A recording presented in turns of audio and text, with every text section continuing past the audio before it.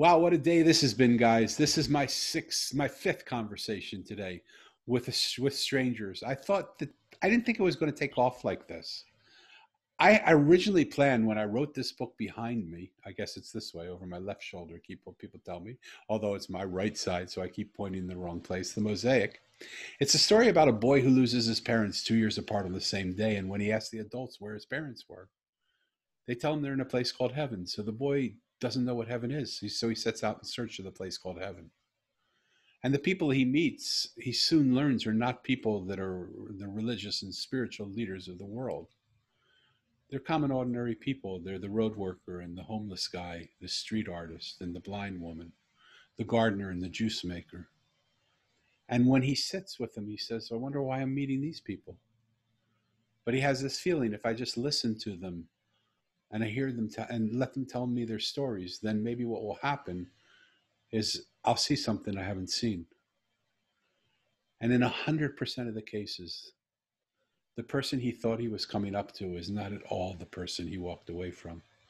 Because in just a few minutes of them telling him his story, he realized these people were entirely different than the people he initially thought he saw. And so it made him wonder, I wonder if I see anything the way it is, or if I see everything the way I am.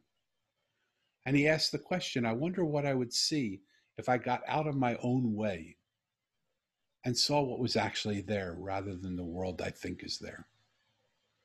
And what became really interesting is just at that moment, he looked to his right and he saw a monk unzipping the sky and inviting him to walk into a parallel reality where he met the wise one who was the keeper of the Mosaic. I paused there. It's sort of like a trailer to a book, but it also sets up the conversations that we're about to have. If you like that story, I'd love you to get a copy of the Mosaic. I'd love to hear what you think. I'd love to know more about what you believe about it. But that's what this room is. To me, this room is the unzipping of the sky. We grew up being told, don't talk to strangers. We grew up believing that we have to trust somebody. We have to know somebody a long time before we can tell them something personal or something real or something vulnerable. But what I'm finding in this room, conversation after conversation after conversation after conversation, no pressure on you, Andrew, is that in this room, magic happens. And people just come together and we start to talk to each other. And more than talking to each other, we listen to each other. And something really beautiful happens. So the man that I'm about to introduce you to, I don't know, but we're going to meet him together. His name is Andrew Davis. Andrew Davis, welcome into this magic room of Zoom. Welcome to 50 Conversations with 50 Strangers. And I want to thank you so much for being here with us. How Happy are to you? be here. I'm super excited to be here. Tell me why. Why are you excited to be? I love that. But like, what about this caught your enthusiasm? What made you want to be here? So I have a podcast and I like speaking to other people and I like to learn from other people and I like to engage in different discussions and have different points of views. And I really enjoy conversing. And so anytime I get to converse with somebody, whether I'm conducting it or somebody else is conducting it, I always find that it's enjoyable. It always makes me think a little bit differently. And I would say 98% of the time, I thoroughly enjoy the conversations I have had. In the past 5 years, I've had about 300 conversations. Wow. And 6 of them went bad. Wow. So that's the thing. And you know, it's crazy who you meet when you meet them. And certain people have changed my perspective on a lot of things. You know, money is a great example where certain people have changed my perspective on money. And I don't mean to come off a certain way, but it's made me wealthier because they changed my perspective. Of course. And if I didn't have that conversation, you know, it would have never occurred. And I would have gotten there eventually, but it probably sped it up by about 5 years. So because you lobbed it over the net, we can't help but want you to tell us what's the name of your podcast and how would we, and where would we find it? So I have 2 shows. One of them is a Facebook Live show that I just recently started about 110 days ago on March 25th. And the other one is called the Pop Anime Comics Lounge, and that's on iTunes, SoundCloud. And I don't mean to sell it. Not here to sell it. No, It's just, talk about it. I want you to sell it. I want people to hear it because I love who you are already. and so I just interview people in the comic world, the wrestling world, the voice acting world, cosplay, and then both shows are very similar. One of them is more informal with Facebook Live, and the only reason why I'm doing it on Facebook Live now is because I'm so backed up on my first show, but I still want to do interview work, and it's just a lot of fun, and I love speaking to people and going live during COVID-19 and taking, I guess, the life by the horns, for lack of a better word, because I don't do things live, and I have never really done anything massively live beyond just speaking at anime cons, and putting that stuff on Facebook. And I just said, hey, COVID gave me lemons, make some lemonade or something. Love it. Love it. Well, let's see if we can sip some of that lemonade. We're not live right now, but I like what we're getting so far. What's important to you? So there's a variety of things important to me. I like privacy. It is very important to me. Financial freedom is another important thing for me. I became debt free. So the only debt I had was my college student loans, and I became debt free 18, 20 months ago, somewhere in that range. Wow. And it was a very relieving feeling to be debt free. And so I've made a lot of decisions in my life to be debt free. And because of that, I am in control of my destiny as much as a person can be. Right. And so being debt free has given me certain privileges and increased wealth and just having less stress. So that's important to me. Obviously, I care about veterans issues, that's kind of my area of expertise because I'm in DC. And so that's kind of my area of policy. And I was trained well in that policy. I like that policy. I like that space. And so that's very important to me, and understanding how that works and advocating for those people. And there's a variety of advocacy between health and education. I tend to be more on the education side, as well as I actually am a big proponent of education reform. And that's another thing that's massively important because I want people to be educated, and I want education to continuously expand. And I feel that, not to get too crazy, but I feel that the U.S. is behind that. And we have all the technology and we have all the tools. And I've learned so much more outside of college than I was learning in college and even in high school. And I learned how to think in both of those environments. But opening up a book, can change your entire perspective. Yeah. And so I love it. It feels like I'm a dinosaur. I went to school before dinosaurs were here because I'm an older guy now. But the way I went to school and the schools that I went to, and maybe I was just naive, maybe it's always been this way. But we used to really learn. I have 2 stepkids now. One just graduated high school and one's going into her junior year. And what I watch in the schools, in the schoolwork that they do, is they tell them what they're going to learn. They teach them what they say they tell them. They tell them what's going to be on the test. They allow them to use their books and their notes to take the test. And our kids are learning how to memorize and learn and follow directions of knowing that this is going to be on the test. And every once in a while, one of their teachers will throw in a question that they didn't tell them was going to be on it. And I hear the kids complain, like, they put a question in that wasn't there, but they're not learning how to think. They're learning how to make funding. They're learning how to pass tests. So the school can say, we have this amount of people that in this quadrant, so that we can get funding for it and be an approved school. What are your thoughts there? I didn't grow up that way. I learned how to think in high school. I was challenged. I picked to go into AP classes. I was in collaborative mathematics, yet I excelled in economics. Yeah. And also it's like, even bunch of people in my high school. We had this thing called National Honor Society, and I didn't run for because I didn't really want to do the job. I didn't want to compete against my ex-friend, who is not my friend anymore, for a variety of reasons. But the people running for treasurer were all these mathematic kids and ABC calculus, and that's not what treasury is about. And we talk about thinking, and that's something that I'm a big proponent of. That's massively important to me, is that we need to get our country back to thinking and to critically analyzing a bunch of problems that we have.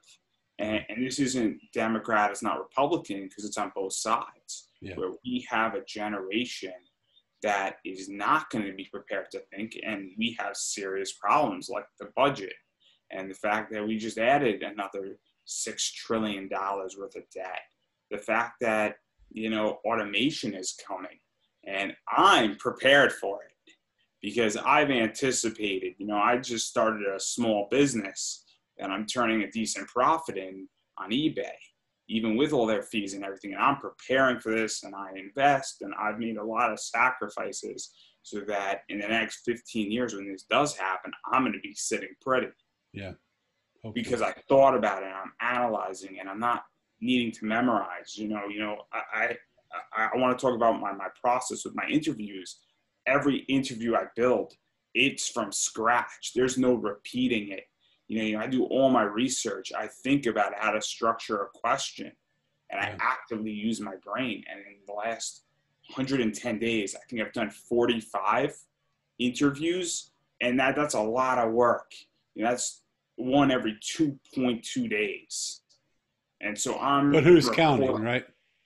One every 2.2. I'm teasing you. Yeah, but it's the idea that my brain is so active, and when your brain is active, and the more it's active, people think, oh, you're going to get burned out. It's the exact opposite. Yeah. And that's something that's very important to me too, is that I want to get people thinking and doing stuff.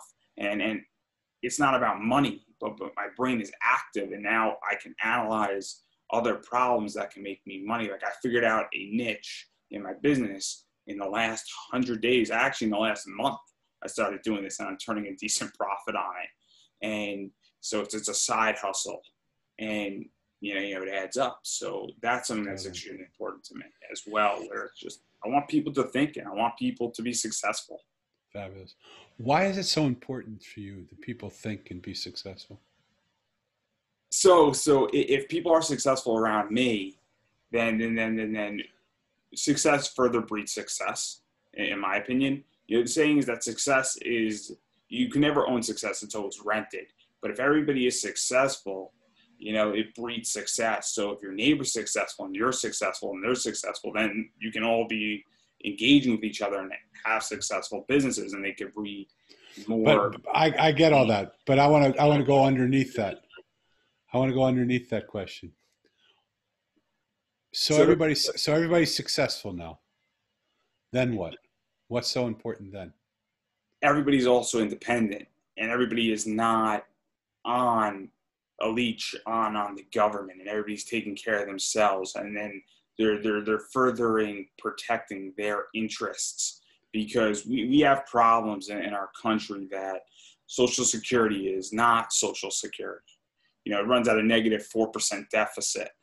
I want people to be able to take care of themselves, take care of their parents, take care of their other family members. And there's people in this country who can't take care of themselves. And so if I can take care of myself, then that means there's a resource freer for somebody else. And so if there's 12 people on my floor, or 12 apartments, if all 12 of these people are successful and able to take care of themselves, then maybe somebody on the second floor who can't do it now can have that, and there's less of a burden on the government.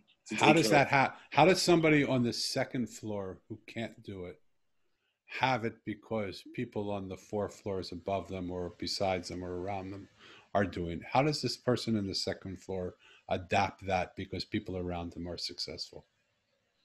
I mean, saying, hey, why are you successful? What drives you? Watching somebody and mimicking what they do. So time out. So what you're saying is really another step in it. And I want people to listen to what he's saying, because Andrew is obviously a smart man. He's given some things here for us to think about. So it isn't necessarily just the fact that a certain number of people are successful. It's that the influence of those people that are successful and the commingling of two people coming together, you can sort of, if they're willing and if you're willing to have a conversation and get to know each other and ask each other some questions and be vulnerable and say to somebody, boy, I would like to be successful like you're successful, or would I like to be successful like you're successful? Let me tell you a story. Can I tell you a story? Sure, sure, sure. I'm just going to add one more point to that. Please. Even to go even further and even go artificial. If your neighbor dresses, so right now I'm wearing a t-shirt and shorts, and every day I go to my job in a t-shirt and shorts, and I'm only making $20 an hour, and my neighbor every day wears a suit and goes to work in a suit is making $50 an hour without even talking, I can see automatically on an artificial level that the way somebody dresses can change your outcome. And so that's not even, and the reason why I bring up the artificial level is that's even before, and that's just based on an appearance. And I have so much I want to talk to you about. And so that's the caveat I even want to ask, going even further, just without even having a conversation, just on how somebody looks or how they're dressing. But so now my one story became two stories, just from that. Okay.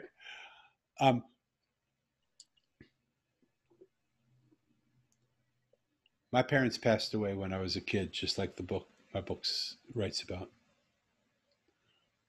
We grew up in a lower middle class family. We were going to be with we thought we were just going to go, I was going to stay with my best friend's family, and my brother was going to stay with his best friend's family. And we thought that's where we were going to live. Turns out my mother's sister, who we didn't really know that well because they lived in a different part of America, and we didn't see him that much, was married to a man who was a household name.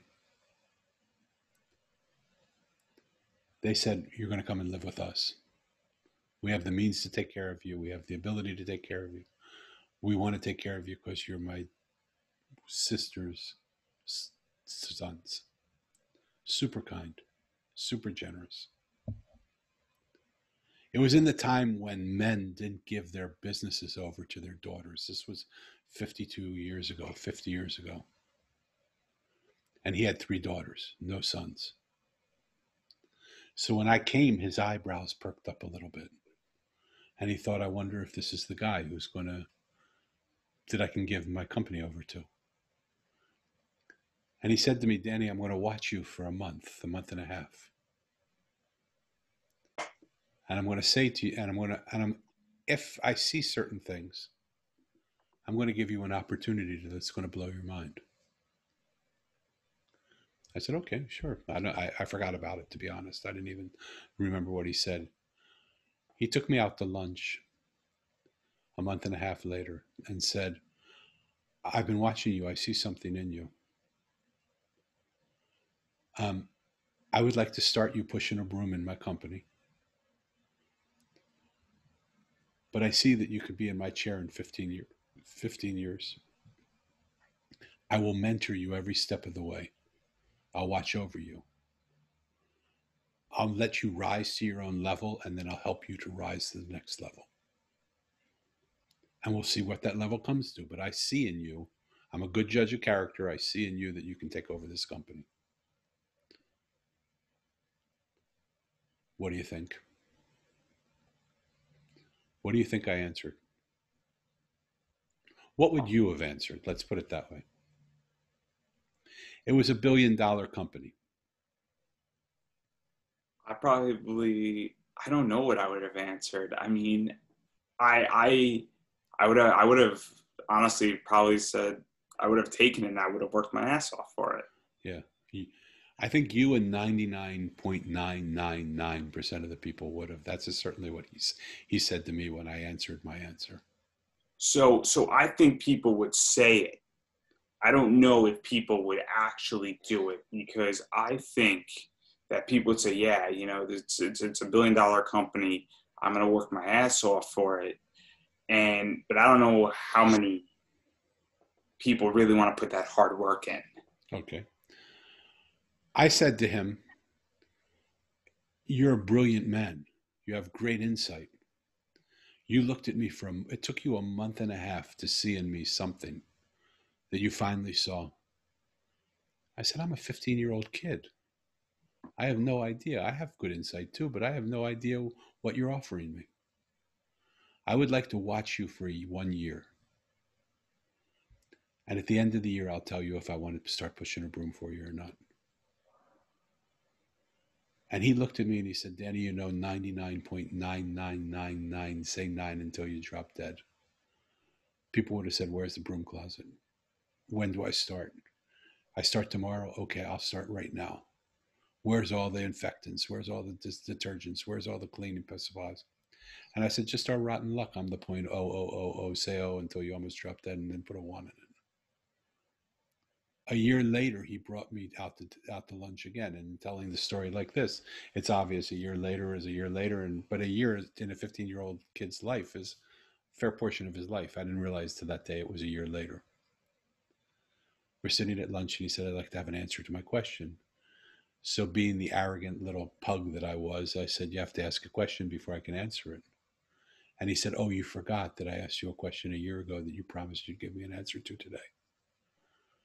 I said, "No, I didn't forget that. I just forgot that today was the day." So he said, "What's the answer?" I asked him 3 questions. And I said, "I think from the answers to these 3 questions, we'll have our answer." Suffice it to say, I didn't start with him. And I walked away from it. The reason why I'm telling you that story is because we have to understand, even in your own answer to that story, where success is what's the most important thing. Like, I want people to be successful. I want people to make the money. I want people to be out of debt. I want people to be able to take care of themselves. I want all these things for them. Your own answer to that question was the opposite of what I thought you were going to say. So we have So, to know what success really means to us. for me, the reason why I answer that way is because if somebody's going to give me a starting off position Of and pushing a broom. pushing a broom in a company, and I'm a big fan of Robert Herjavec, and he's on Shark Tank, and his father was pushing a broom, and Kevin O'Leary speaks about having a low-ending job as well. And the story with Kevin O'Leary is that Kevin O'Leary's story, actually, now that I'm thinking about it, is way more relevant. So Kevin O'Leary, for those who don't know, created a company that I think is called like the Learning Company or the Learning Key Company. It was sold for billions of dollars. And this is how Kevin O'Leary made all of his money. Here's where the story gets interesting. So he was just working in a warehouse, and his manager was talking about cat food. Cat food, for all those who don't know, it's crushed peas and a bunch of other stuff like crushed corn, and then it's mixed with some like other things. And by the way, it's all the same cat food. And so what wound up happening is that his manager was explaining it to him. Fast forward 10 years later, the Learning Company, what they would do is they would buy other companies because all they focused on was software to help young kids learn how to read and math. So they would buy other companies and they would buy them for their characters so they could develop new software. It was the exact same product. They just needed the trademarks to those characters to update it. Crushed cat food, same entire brand. Entry-level job, made him about $300 million net worth. Okay. Come back to your answer. I don't want to get lost in the story of Kevin so that you dodge the answer that you gave. I want you to answer me straight up, because the person that's answering now is playing dodgeball. Fair enough. I want you to answer to a person who started out his talk saying that it's important to me to be out of debt.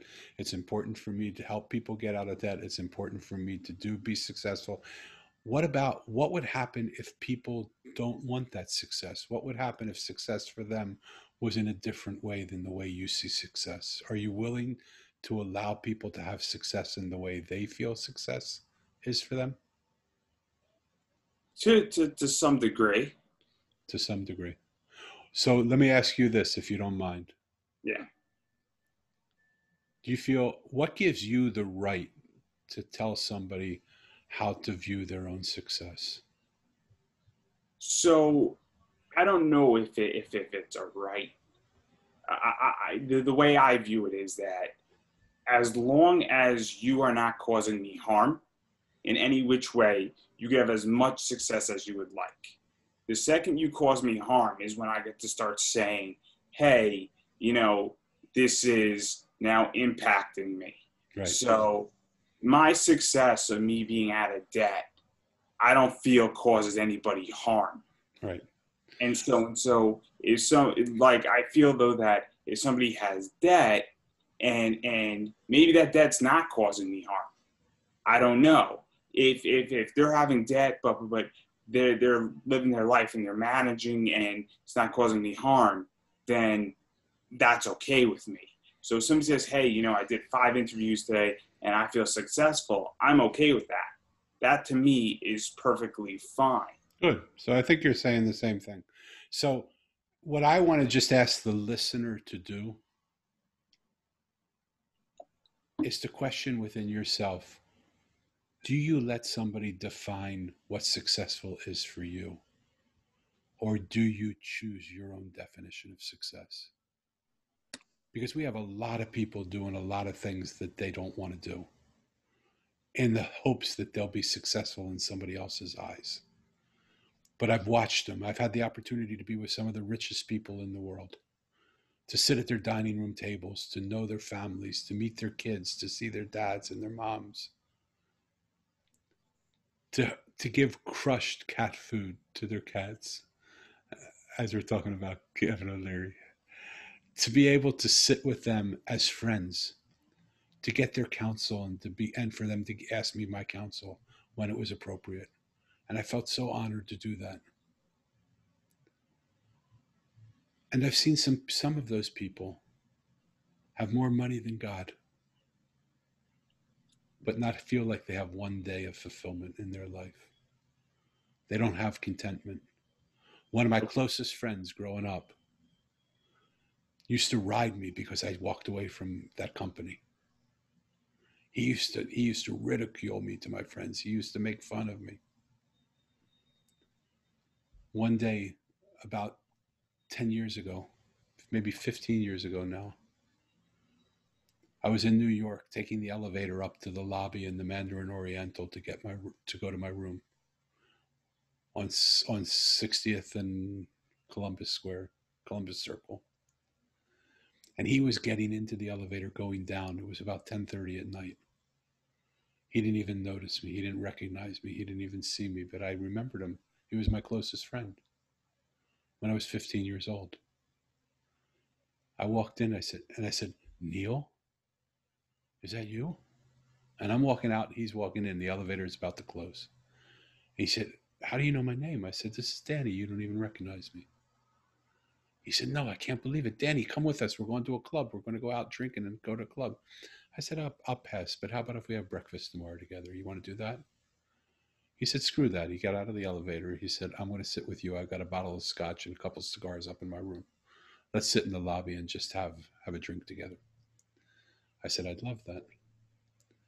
We sat in the lobby until 4:30 in the morning, catching up on what was about 35 years of not seeing each other. You know what he said to me as he was going to bed? He said, Danny, I ridiculed you. I made fun of you. You upset me so much because I was hoping we would go into this business world together and that we would make a lot of money together and do fun things together. And you would do your company and I would do mine and we'd create companies together. And we would do that. And I really hated you for not taking that, for not doing it. And I was pissed at you. But when I see you now and I look in your eyes, I wish I had walked with you rather than where I walk. I have more money than God. I'm on my sixth wife. My kids don't talk to me. All the money that I have can't buy me one moment of contentment. And when I see you now, I see you have something that I wish I had, and I don't have it. And I said to him, Neil, you can have it. I'll sit here with you. I'll come and be with you. I'll sit here. I'll work with you to have it. He said, I would love that, Danny. Andrew, has he called you? No, he hasn't called me either. Because we get caught in the stories that we tell ourselves. So as you're a young, sharp guy, getting yourself prepared for a life of living, and you're smart, you're brilliant, just don't get lost in what the world tells you is what one thing is. See bigger. You have big potential. Does that make sense to you? Yeah, no, it makes sense. There's a reason why I'm choosing to work in government, why I'm choosing to eventually get into bureaucracy, because I understand that while I want to be just economically stable and economically free, I also want time because Yes. I can't wait. And I have a goal of having a family, and I'm not saying everything's going to be perfect, but I am going to enjoy, I'm a big comic book fan. I can't wait to take my kids to the comic store. Go to Comic Con. Take them to Comic Con. When it opens up again, when it opens Yeah, up again, I got it. the idea is that's also something that I recognize, that time is something, it's the only resource that can't be reestablished. And I choose to Yeah, spend my time doing things that I enjoy. love it.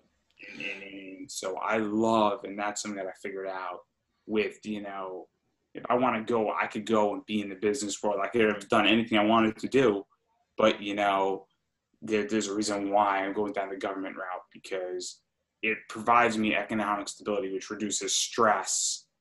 Because being economically free is a stress reducer, and it makes your time that you can enjoy a lot more. Okay. Let's change the feeling a little bit. Sure. Let's go into a lightning round. Dogs or cats? Which one are you? Which Yeah. person? Cat? Okay.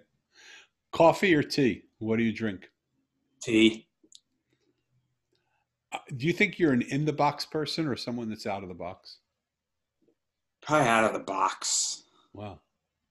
Cool. Talk to me about that. How do you think you're out of the box? I like just doing different things, and I like to be creative.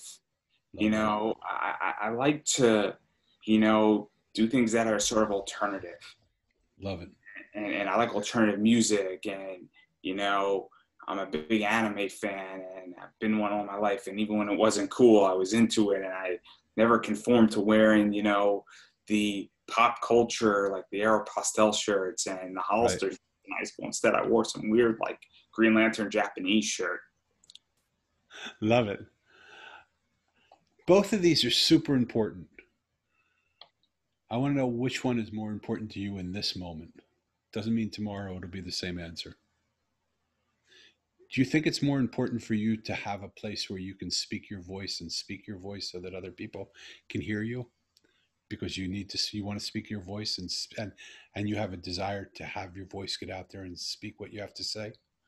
Or do you think it's more important to hold a platform for other people to speak their voices and to listen to what other people are saying?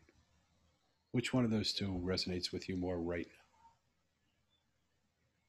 now? I think speaking my voice when others can hear me right now is more important to me at the very least. So I think I know what you would say. Don't go back into a 30-minute conversation that we already had. If it's the same conversation, then tell me that's the same conversation or say it in one sentence. But in one sentence, what is it you want to tell people? Just do things and see where it takes you. Honestly, I think that that's the best thing, because I think the hardest thing, and I know it's more than one sentence, is just getting started and then just ride the wave. Even if that wave goes all the way down, just ride it right back up. Love it. Great advice. Do you think you operate more from your head or from your heart? Definitely from my head. Why are you silent? Because I know, and I'm not happy all the time with that statement. Okay. What makes you unhappy about that statement? Sometimes.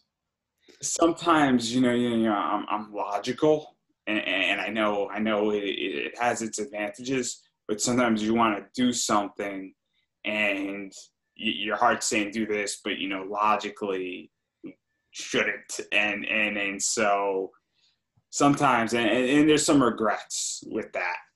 Yeah. So do me a favor. I don't normally do this, but are you old enough to remember overhead projectors?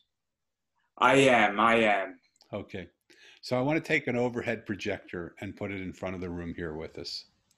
And I want to take a plastic sheet and I want to draw onto that I wish I was sometimes more in my heart, taking risks and doing things, but my logic tells me not to do it. And I want to put over that sheet the answer to your question of what would you tell people to do if you only had 1 minute to tell them.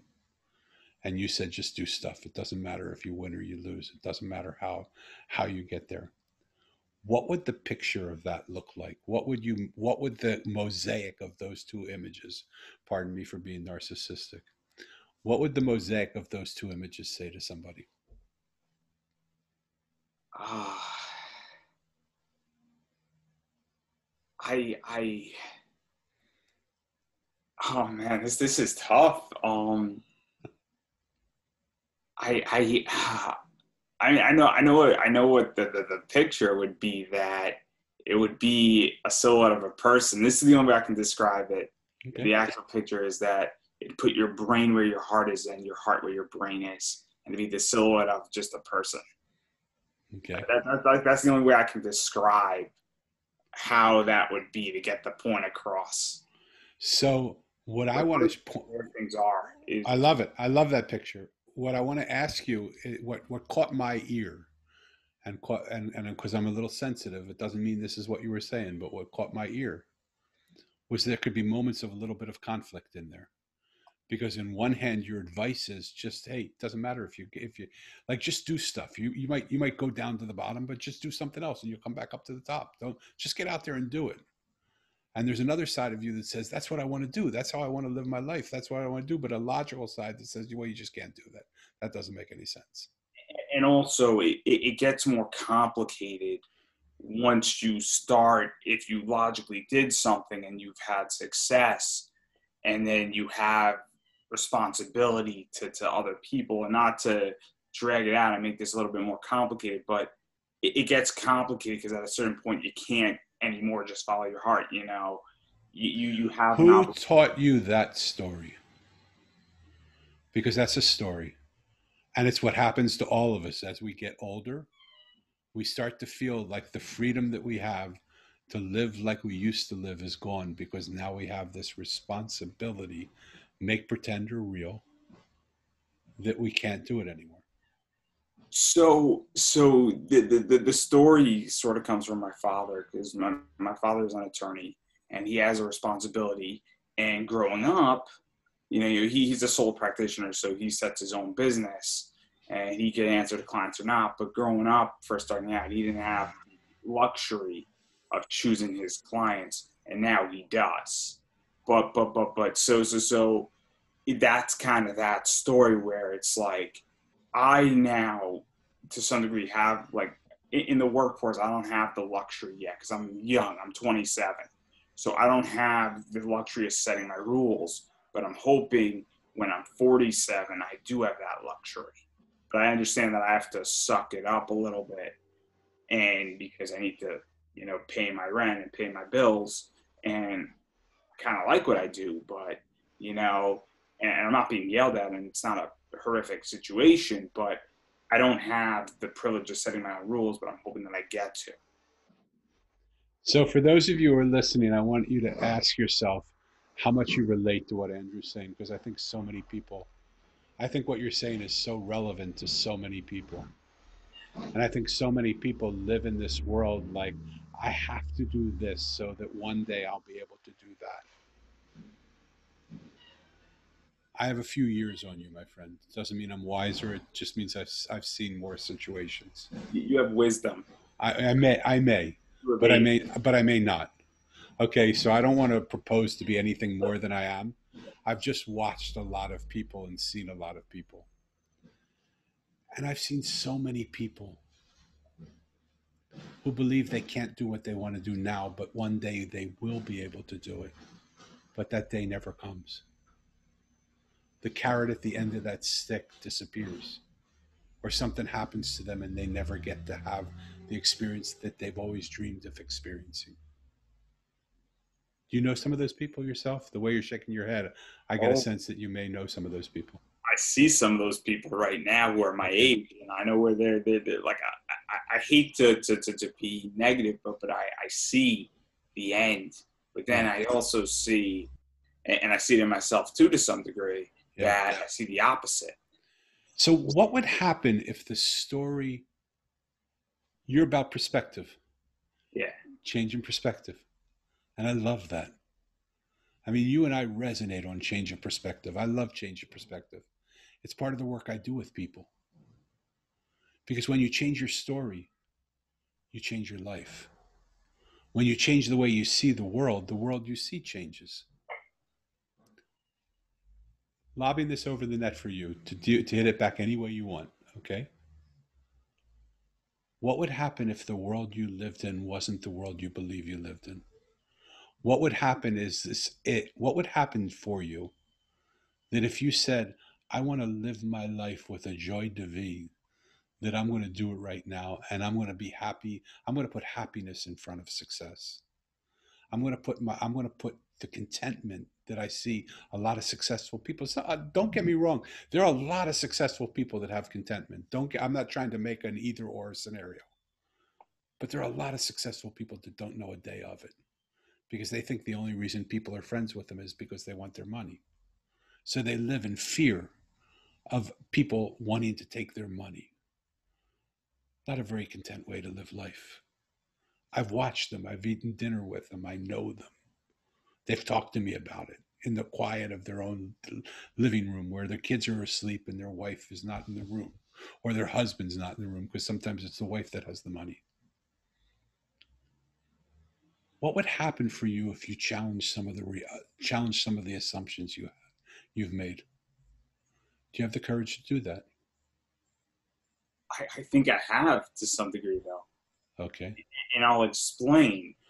And what I mean is that, so on my show, I've spoken to top CEOs of companies, and I just said, hey, let me just go ask.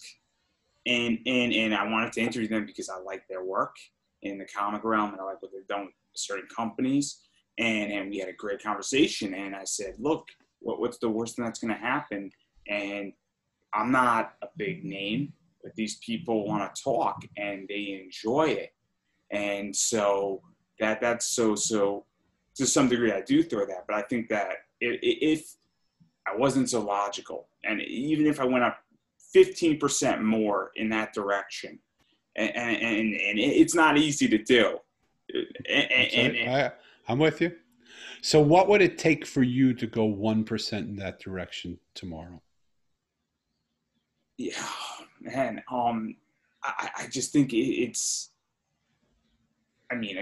Shy of the world returning somewhat normally back, and cable and COVID, because COVID will push me easily 5% in that direction if that thing Okay. is solved tomorrow. But I digress there. But I think that honestly, I just think that maybe even if somebody said, "Hey, let's do it together," I think that could be very helpful because even having support in that direction Yeah. and things like that, and just almost having a support buddy to some degree. And I know it sounds weird when I say it, No, it doesn't sound weird. having somebody say, "Hey, I'm doing it with you," or "Hey, I'm here for you," and also it could just be one of those things where you just wake up happy and you say, "Look, I'm going to go do it now," and it could be that too. And you just do one thing, and then one thing leads to another, and I hate to like give a faith answer. You're not giving a faith answer. What I would love to invite you to Yeah. do you notice a difference in the person that's speaking to me now than the person that started out the show? Mm-hmm. What's the difference? So the position has changed from economics to that, as well as just body tension on my level. I can tell you that. Yeah. And Are you more relaxed or less relaxed? More I'm tension in more your body? relaxed. I can tell You're you more that. relaxed. Okay. Okay. Good. Okay. So, and what did this take? We've been talking maybe 45 minutes. So Yeah. it didn't really take that long for you to make a shift in the way you are presenting yourself, the way your body's feeling, the tension that it normally feels or doesn't feel. So I would like to invite you to take some time to get to know other parts of yourself that you don't know as well, and see what those parts, when they contribute, that you would build a mosaic of yourself. Right now, you're focused on a few pieces. They're good pieces. There's nothing wrong with those pieces. They're beautiful pieces. They're strong pieces. They're good pieces. They'll help the world if you focus on those pieces. But the focus on those pieces is causing you not to see certain other pieces. Have you ever seen that drawing where if you look, it's a black and white drawing, and if you look at it one way, it looks like an old woman, and you look at it another way, it looks like a young girl, an old hag and a socialite. Have you ever seen that picture? I haven't seen that, but I've seen things like it. Okay.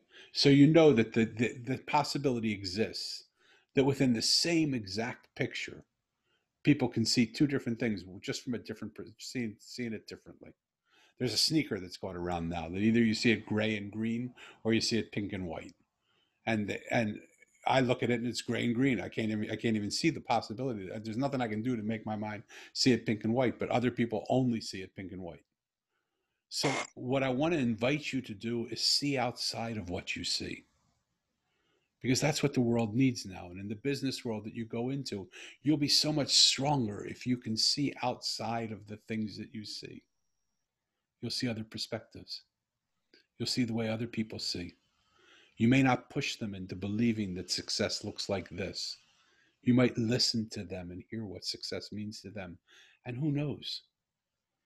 They might even teach you something that you might want to learn that might change the way you view your success. I can tell by the way you're smiling that either you think I'm a lunatic or you like the possibility. Tell me what you think. I like the possibility, and I know I'm smart enough that to listen. You know, we have two ears and one mouth for a reason. Yeah.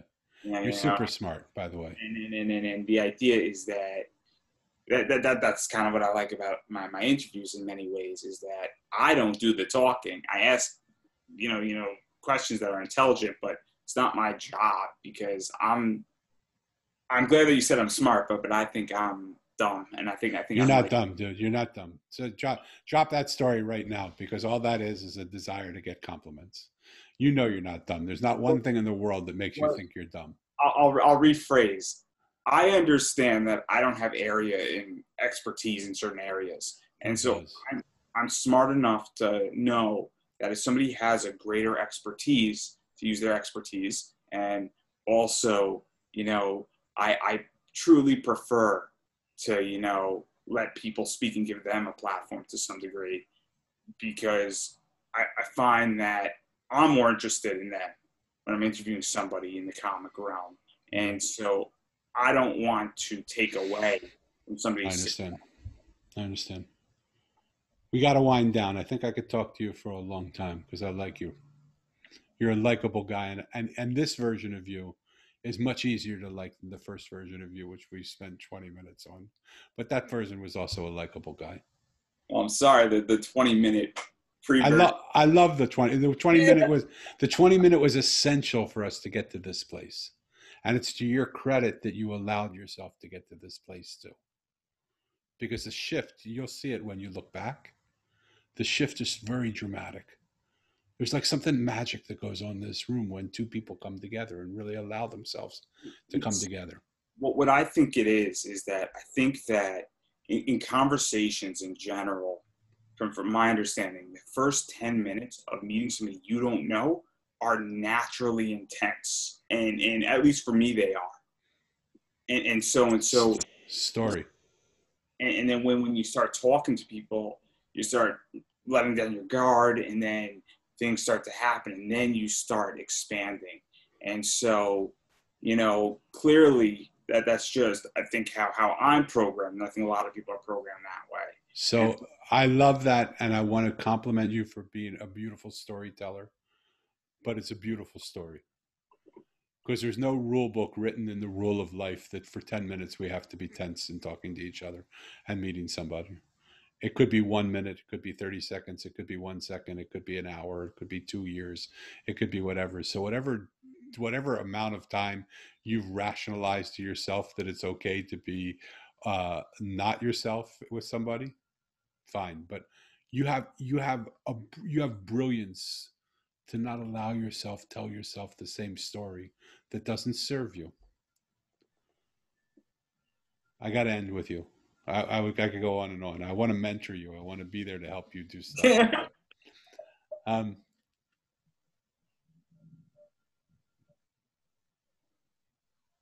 do you think the world's trying to tell us something right now?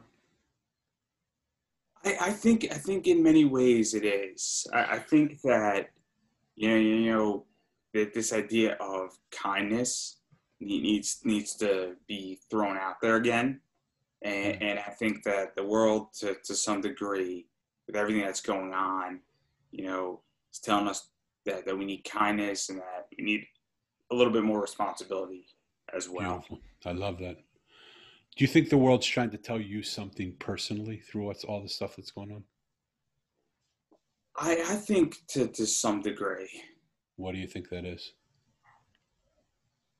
I'm still trying to figure that out. I think it's trying to tell me that it's been tough, and I think it's been possibly trying to tell me that maybe I shouldn't be in DC, maybe I should be closer with my friends, because during this time, me and my friends have grown a lot closer during COVID, and I'm starting to find out who people really are, and I'm starting to find and I feel like my friendships with my friends has grown stronger because of this, even though we're 300 miles apart from each other.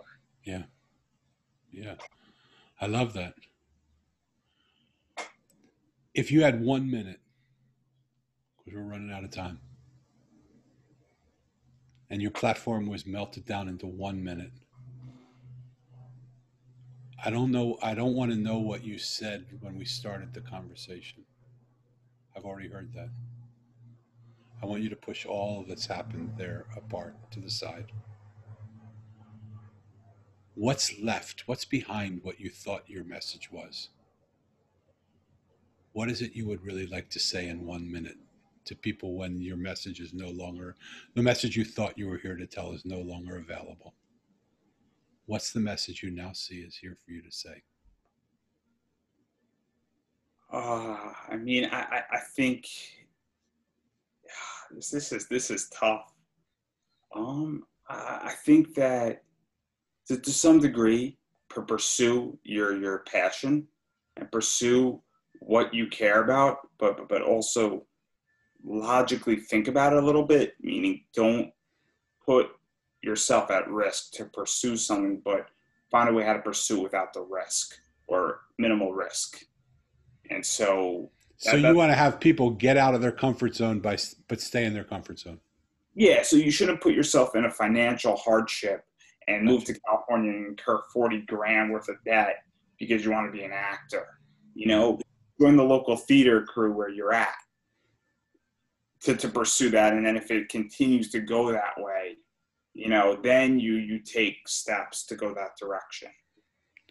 Andrew, I'm going to want you to send me your links and your website so that if people became intoxicated with you through this process like I have, that they're going to have a way of being able to get in touch with you and talk to you. But tell people now how the best way for them to get in touch with you would be. So the best way is you can check out my website, popanimecomics.com. A lot of articles about anime, comic, pro wrestling's up there. A lot of my social media is up there. You can also check out my first podcast, which is the Pop Anime Comics Lounge. It's on iTunes, SoundCloud, Stitcher Radio. You could also find that on my website. You can play it right on my website. You can also follow me on Twitter at Pop Anime Comics. You can check out my Facebook page, Pop Anime Comics. My Instagram is Pop Anime Comics, and my other show is on Facebook Live. And so you can watch it live. I think there's like 35 or 40 interviews now. And also I have YouTube. It's Pop Anime Comics. So everything is pop anime comics or some variation of it, unless I owe you money, and then I'm going to quietly walk out of a store as if I broke something. And we've all done it. We've all done it. Right. So you'll send me that so you don't have to scurry and hear everything you said. It'll be in the show notes.